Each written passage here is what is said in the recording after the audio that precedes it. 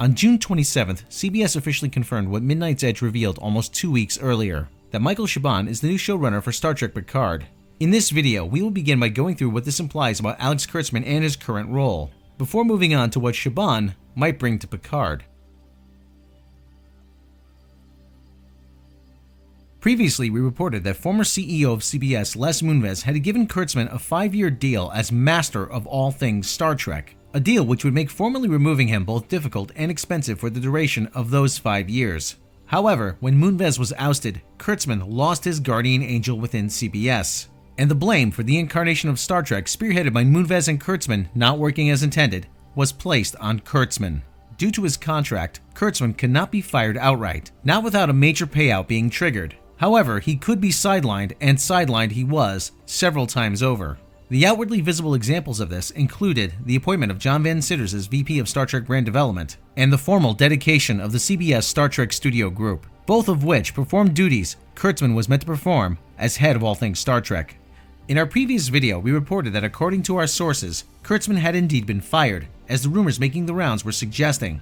We did not know at that time what this meant for the relationship between CBS and Bad Robot. And shortly after the release of that video, Kurtzman appeared on what was an admittedly pre-recorded podcast talking about his plans for the future of Star Trek. So, what is going on? We reached out to our sources again, who stick by their initial claim. Kurtzman has been fired, although not in the way any random worker would be terminated. What we've been told is that CBS has stripped Kurtzman of all strategic decision-making powers over Star Trek. These duties have been assumed by Van Citters and the CBS Star Trek Studio Group respectively. As an example, if they should decide that they do not wish to proceed with the Section 31 spin-off series set up by Kurtzman, they can pull the plug on it, thereby overruling and undoing his earlier decisions. What Kurtzman had left were creative powers as producer and showrunner. These two, however, were stripped away. In February, it was announced that Michelle Paradise had been appointed co-showrunner, officially to help Kurtzman showrun Season 3 of Star Trek Discovery. From what we have been told, she is for all intents and purposes his replacement, as CBS allegedly relieved Kurtzman of further duties on Discovery. Kurtzman instead focused his attention towards Picard. According to our sources, the results of his efforts were so poorly received that he was relieved of his Picard duties as well, and replaced with Michael Chabon. When this happened is when rumors of Kurtzman being fired started making the rounds, as his removal from Picard meant that the last vestige of power CBS had granted him was revoked. In this sense, Alex Kurtzman was fired by CBS. But this is where it gets complicated. While CBS can, and reportedly have, removed Alex Kurtzman from any position under their domain where he had direct control over Star Trek, they are still forced into making Star Trek under the alternate Bad Robot license, which is executed by Secret Hideout and that is run by none other than Alex Kurtzman. So while CBS may have stripped Alex Kurtzman of all direct powers over Star Trek, a decision he reportedly contests, he still has direct influence by way of Secret Hideout, as CBS must adhere to the stipulations of the alternate license, which Kurtzman executes. As the head of Secret Hideout, Kurtzman's role is also in public relations and to control the narrative, even if that narrative changes in accordance with the smoke from the fire behind the scenes becoming more visible. Case in point, when Alex Kurtzman took over as showrunner after Harberts and Berg were ousted in the middle of Season 2, the narrative was that he had always been very hands-on, so him taking over was only natural.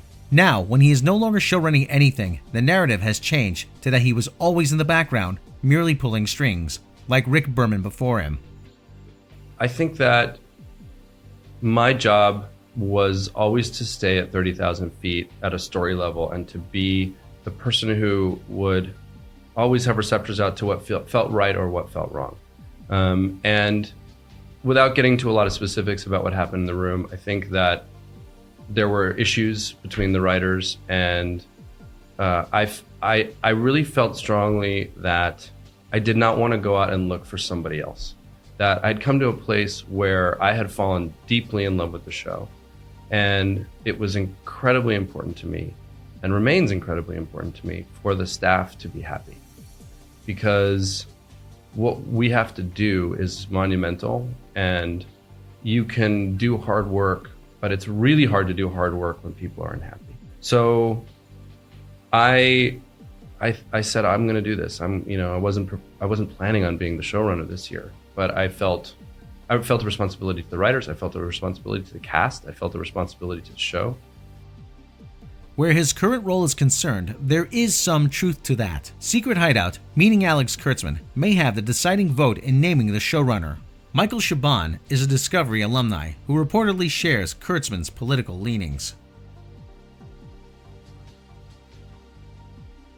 Michael Chabon is an accomplished author, winning a Pulitzer Prize for The Amazing Adventures of Cavalier and Clay. He has also written Sherlock Holmes: The Final Solution, A Story of Detection, and in 2008 won the Hugo Award for Best Novel for the Yiddish Policemen's Union. There is no disputing he is a highly skilled writer. His resume, however, is thin on film and television credits. Chabon had written a draft for the film Spider-Man 2, which approximately a third was used. He has also pitched film ideas for the X-Men and Fantastic Four, both of which were turned down. While he has an interest in sci-fi and genre media, his lack of experience does cast doubt that he would be a good fit for Picard. There is less still to suggest that he will be ready to showrun a series like Picard, which he will now have executive powers over. If reshoots and changes to earlier episodes where Kurtzman served as showrunner are ordered, which is not wholly unlikely given the rumored lukewarm reception to them, then Chabon will be the one formally in charge, staking out the new course. Do you think he can do it, and how do you feel about him taking over as showrunner on Picard? Let us know in the comments. Thanks for watching, and if you like this video, why not subscribe and click the bell icon for all the latest content? And be sure to check out our other videos. And if you really like the channel, why not consider supporting us on Patreon? Patreon supporters get all kinds of bonus exclusives, and you can support the channel for as little as $1 a month. You can also check out our sister channel, Midnight's Edge After Dark, for live streams, discussions, and more. Stay tuned because another video is coming right up.